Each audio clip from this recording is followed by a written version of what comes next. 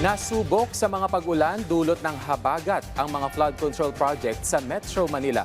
Kabilang ang rehabilitated drainage system sa G. Araneta Avenue sa Quezon City. Pero ayon sa mga residente at negosyante, mas mabilis nang humuhupa ang baha matapos maisagawa ang pagpapabuti sa drainage system. Yan ang ulat ni Carlo Candelaria. Matapos ang mga pag-ulan sa Metro Manila noong nakaraang linggo dahil sa habagat na pinalakas ng Bagyong Inday, nasubok ang ilang flood control project sa Kamaynilaan.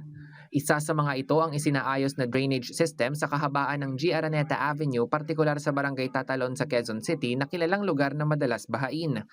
Ayon sa ilang mga residente at negosyanteng matagal nang nakatira sa lugar, malaki na ang ipinagbuti ng pagdaloy ng tubig matapos maisagawa ang mga flood control at drainage improvement project.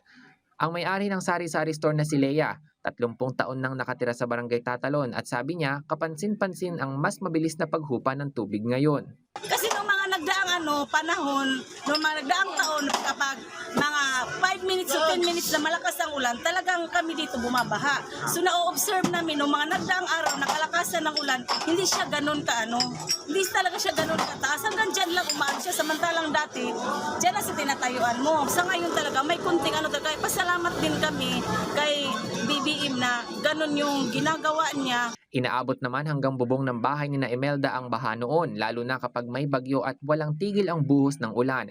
Kaya ayon sa kanya, malaking ginhawa ang ginawang pagsasaayos ng drainage sa lugar na nagpabilis sa paghupa ng tubig. Mas okay naman po ngayon kaysa nung dati.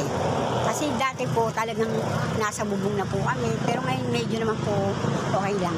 Hindi naman po kami lumilikas, nandito lang po kami. Matatanda ang isa ang drainage rehabilitation project sa Araneta Avenue sa mga binisita ni Pangulong Ferdinand R. Marcos Jr. para tiyaking maayos ang pagkakagawa nito. Sa ilalim ng proyekto, pinalaki ang kapasidad ng drainage system sa pamamagitan ng paglalagay ng mas malalaking drainage pipes na madadaluyan ng tubig ulan para mas mabilis na maibsan ang pagbaha sa lugar.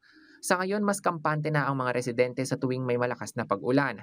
Patunay lang ito na kapag naipatutupad ng maayos ang mga proyekto para sa publiko, napakikinabangan ng mga mamamayan ang pera ng bayan sa pamamagitan ng mga infrastrukturang tumutugon sa kanilang pangangailangan. Carlo Luis Candelaria para sa Bayan.